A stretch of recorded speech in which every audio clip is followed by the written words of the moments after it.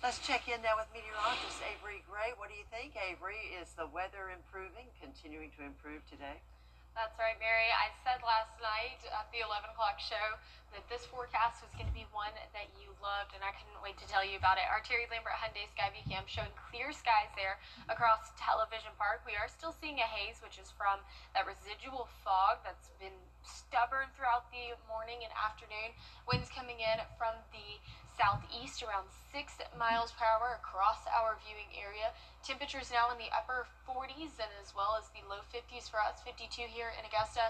Some places seeing the 60s already as we're reaching 61 towards our southeastern counties.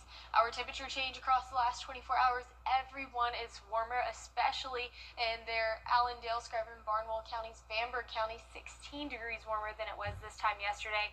And we are just on a warming trend as temperatures are expected to reach the upper 70s as we head further throughout the week on Wednesday, 76. It's going to be a beautiful week ahead, especially for the first week of January. Mary? See you again in just a few minutes. Thanks so much, Avery. Now to a developing story in Richmond County. The sheriff's office is investigating a homicide. It happened shortly after 2 this morning on the 500 block of Hines Street. The victim is identified as 21-year-old Thaddeus Kirkland. According to the coroner, Mark Bowen, Kirkland was shot at least once and was pronounced dead at the scene. No word yet on a possible suspect or motive in that shooting. Also on the crime report today, still ahead, your live 5 for 6 forecast with meteorologist Avery Gray. Plus relentless rain out west. We head to California for a look at that massive flooding. Stay with us. You can't always choose the weather, but you can choose your weather app. Go with the most accurate and most trusted, the Live 5 for 6 mobile app. Download it today. Now, your most accurate forecast with WJBF Live 5 for 6. We'll take a look at this. Storms once again sweep through California, leaving motorists stranded. It's just another reminder to never drive through those roadways there. Absolutely insane seeing that. It's been weeks and weeks of that rainfall that's been hitting the state of California so far. And so our prayers are just continuing with them as mudslides and landslides continue to affect the area. Our satellite and radar continuing with our forecast now. High pressure system moving to our east today, going to bring us some southwesterly winds across our viewing area. That is going to increase our temperatures quite a bit for today. Right now, though, temperature is still quite cool for it being only noon. 52 degrees here in Augusta. We're seeing 53 up in Saluda County, 58 in Aiken.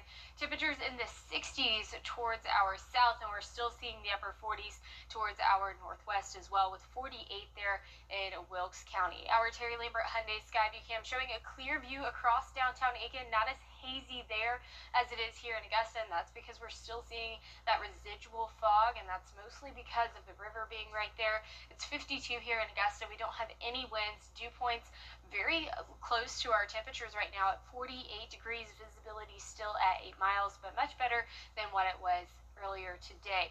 Today you can expect those temperatures to climb to 64 by 4 o'clock in the evening, and then at 6 we'll go to 61. We're also going to start to see some fog build in again tonight. So as we're headed out on the roadways tomorrow, just make sure that you drive slower than usual. You use your low beams and not your high beams. Keep some good distance between the car in front of you, and then if you can keep moving, but if the fog is too thick, you can always pull over and never feel afraid to. Just make sure you put your hazards on. We are expecting visibility to go down once again tomorrow morning, so here's a look at that futurecast. As you can see, we'll start off with a 1/10 of a mile visible there in Wilkes County, Washington there, 5 o'clock in the morning. That's just going to continue throughout the evening, or the morning tomorrow, because of those winds being super low and also those dew points being super close in temperatures as that fog just really moves across the viewing area. By 10 o'clock, though, we'll still see that visibility on the lower side, but back to around near normal values. And tomorrow, just a reminder, we are going to have that fog once again, but we are seeing those temperatures above freezing, so freezing fog not in the cards for tomorrow, so that's always a good thing. Our highs tomorrow warming up to 70 degrees, still above average, and we'll see above average temperatures throughout the week. 76 on Wednesday and Friday. Then we go back down to near normal temperatures as we start next week. And that is because of a cold front coming through, which will bring us some rainfall this weekend. 50% chance for rain on Saturday. We'll see a 30% chance on Friday, and then 20% chance on Sunday as we have some lingering showers. But here's a look at our next rainmaker. So that cold front gonna come through, bringing us some spotty showers, areas of downpours here and there, mostly during the early morning hours of Saturday and throughout the evening on Saturday. Sunday, the possibility for a stray shower is still there, but we won't be a total soaker on Sunday. Overnight lows tonight, 44 degrees. Once again, going to be foggy as you start off tomorrow morning. And here's a look at your 10-day forecast. Today, a beautiful day in the forecast, plenty of sunshine, and 65 for your high. We'll see those temperatures warming up throughout the week, and then near normal temperatures tomorrow. Well, we have already started 2026. It's already been off to a great start for us here in the CSRA.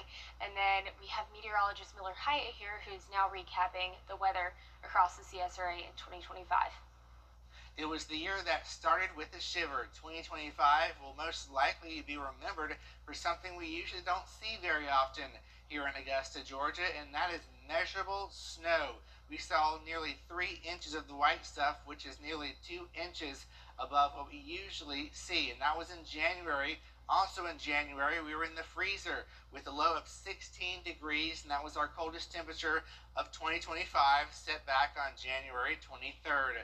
Keeping those cool vibes going, the year ended up slightly below average as far as our temperatures go and our precipitation. I'll have a better look at what happened in 2025 weather-wise on my blog, Beyond the Forecast. You can find that on WJBF.com under the Weather tab. All right, Miller, thanks so much. And still to come this noon, the NFL playoffs are now set. A look back at some of the exciting action when we return.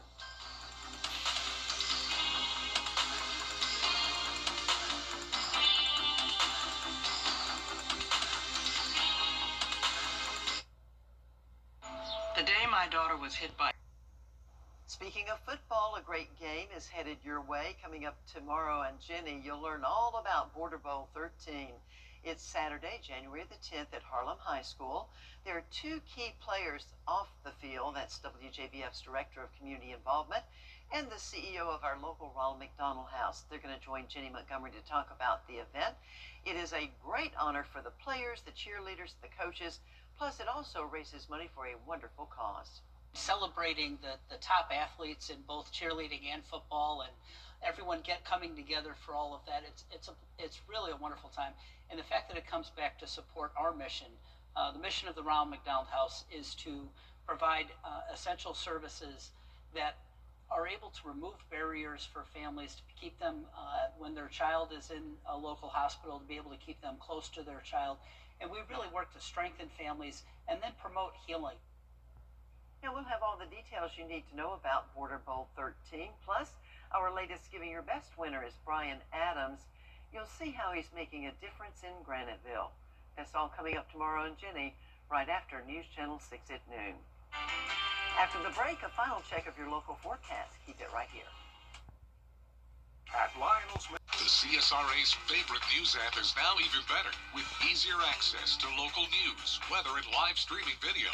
Download the News Channel 6 mobile app. Finally, this half hour, a Disney park employee is recovering after he stopped a 400-pound prop from crashing into a crowd of spectators. What a hero. This was during a stunt show in Florida. The Indiana Jones Epic Stunt Spectacular starts in the same way as the first movie. This time, the large inflatable boulder fell off its track. A quick-thinking cast member jumped out and absorbed the blow. He went to the hospital, ended up with 6 stitches. Disney says its safety team is investigating the incident. Something tells me that person deserves a raise. Definitely. And you would also think that they would make a lighter version of the prop. Well, I'm just glad he wasn't hurt too badly. I'm very thankful. Yes. Well, check this out. A police cadet in Texas gets a boost from Shaq. I'm talking about Shaquille O'Neal. He is sponsoring Jordan Wilmore for 6 months. Now, Wilmore is 7 feet 3 inches tall. He previously went viral after the police chief posted a photograph of him. He says he completed the police academy but failed the state test by 1 point. Shaq's sponsorship includes mentorship and a car big enough for the guy.